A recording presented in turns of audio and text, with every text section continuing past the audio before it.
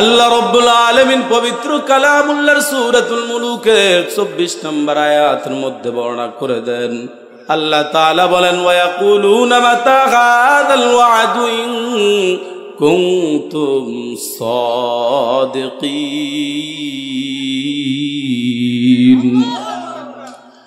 আল্লাহ রাব্বুল আলামিন বলতেছে, ওয়া ইয়াকুলুনা মাতা হাযাল ওয়া'দু ইন কুনতুম সাদিকিন। মক্কার কাফের বেঈমান মুনাফিকরা পয়গম্বর এবং সাহাবায়ে কেরাম রাদিয়াল্লাহু তাআলা আনহুদেরকে বলতো, ইয়া রাসূলুল্লাহ, ইয়া হাবিবাল্লাহ, পয়গম্বরের সাহাবী, তোমরা যে কিয়ামত কিয়ামত বলো, কিয়ামতটা কখন সংঘটিত হবে? ইন কুনতুম সাদিকিন, যদি তোমরা সত্যবাদী হয়ে থাকো তাহলে বলে দাও। মুসলমান ইমানদার, আপনাদের কাছে আমার প্রশ্ন হলো, কিয়ামত কখন সংঘটিত হবে? দুনিয়ার কেউ জানেনি? জোরে বলেন, জানেনি? পীর বুজুর্গ ওলি আল্লাহ গাউস কুতুব কেউ জানে না কিয়ামত কখন সংঘটিত হবে। কিয়ামত সম্পর্কে রব্বে কারীম আল্লাহ তাআলা জানে। কথা বলেন ঠিক না বেঠিক? আল্লাহ তাআলা পবিত্র কালামুল্লাহর তারপর আয়াতের মধ্যে বলেন, কুল ইন্নামাল ইলমু ইনদাল্লাহ। হে পয়গম্বর, আপনি জানিয়ে দেন, আপনি বলে দেন, কিয়ামতের জ্ঞান দুনিয়ার কারো কাছে নাই। কিয়ামতের জ্ঞান আমার রব আল্লাহ তাআলার নিকট। সুবহানাল্লাহ। এ মুসলমান ইমানদার, কিয়ামতের খবর দুনিয়ার পীর বুজুর্গ ওলি আল্লাহ কেউ জানে না। জানে তিনি হলেন আল্লাহ। মদিনার ইমাম মালিক রাহমাতুল্লাহি আলাইহি, যুগ শ্রেষ্ঠ একজন আলেম ইমাম মালিক রাহমাতুল্লাহি আলাইহি সব সময় রব্বে কারীম আল্লাহ তাআলার কাছে দোয়া করে, মাতা আমুতু, আমি কখন মৃত্যুবরণ করব? সব সময় দোয়া করে, কিন্তু তিনি জানেনি কবে মৃত্যুবরণ করবেন। না, সব সময় দোয়া করে। কারণ হচ্ছে মদিনার বাহিরের মানুষগুলো তার কাছে আসে নসিহত শোনার জন্য।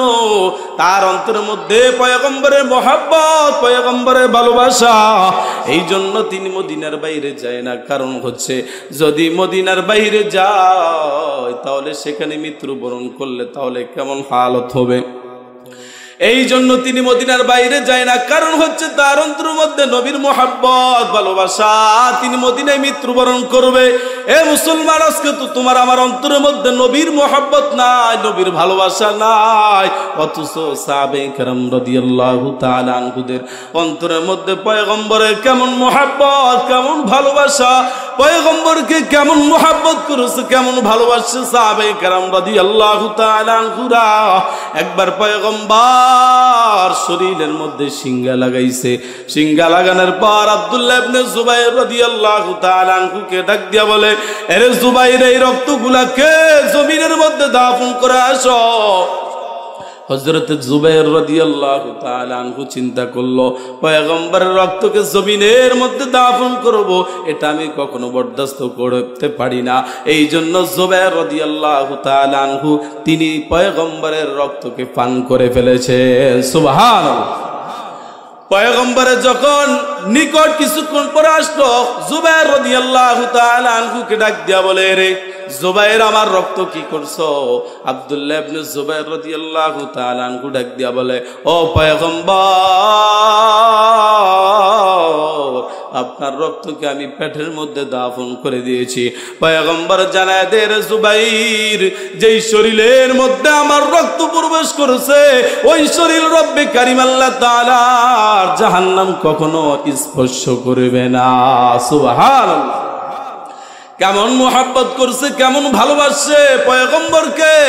উহুদের ময়দানে পয়গম্বরের মাথার মধ্যে কড়া ঢুকে গেছে। কড়া ঢুকে যাওয়ার পর একদার দিয়া হযরত আবু বকর দৌড়ায়, একদার দিয়া হযরত উবাদা রাদিয়াল্লাহু তাআলা আনহু দৌড়ায়।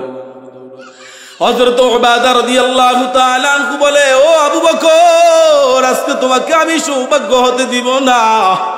এই বলিয়া হযরতে হযরতে উবাদা রাদিয়াল্লাহু তাআলা আনহু পয়গম্বরের মাথা থেকে লোহার করা যখন দাঁত দিয়া টান দিল, টান দেওয়ার পর হযরত উবাদা রাদিয়াল্লাহু তাআলা আনহুর একটা দাঁত জমিনের মধ্যে পড়ে গেল এবং ফিনকিনে রক্ত বের হলো। হযরত উবাদা রাদিয়াল্লাহু তাআলা আনহু তার রক্তের দিকে তাকাইলেন না।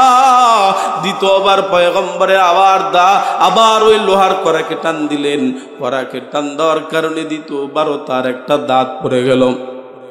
ওদিক দিয়া পয়গম্বরের চেহারা মুবারক রক্তে রঞ্জিত হয়ে গেল। ওদিক দিয়ে আরেক সাহাবী হযরত উবাদা রাদিয়াল্লাহু তাআলা আনহুর রক্ত হযরতে মুহাম্মদ সাল্লাল্লাহু আলাইহি ওয়াসাল্লামের চেহারা থেকে অন্য সাহাবী রক্তগুলো চেটে চেটে খেয়ে ফেলল। পয়গম্বর জানাদের সাহাবা, যেই শরীরের মধ্যে আমার পয়গম্বরের রক্ত প্রবেশ করছে ওই শরীর কখনো আল্লাহ তাআলার জাহান্নামের মধ্যে প্রবেশ করবে না। সুবহানাল্লাহ!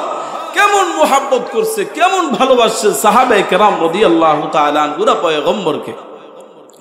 দেখেন মদিনার ইমাম মালিক রাহমাতুল্লাহি আলাইহি সব সময় দোয়া করে, মাতা আমুতু, আমি কখন মৃত্যুবরণ করব। একদিন স্বপ্নের যুগে পয়গম্বর আরবি সাল্লাল্লাহু আলাইহি ওয়াসাল্লামের সাথে মুলাকাত হয়ে গেছে। মুলাকাত হয়ে যাওয়ার পর ডাক দিয়া বলি, ইয়া রাসূলুল্লাহ, ইয়া হাবিবাল্লাহ, পয়গম্বর, মাতা আমুতু, আমি কখন মৃত্যুবরণ করব। পয়গম্বর বললেন, কোনো কথা বললেন না। পয়গম্বর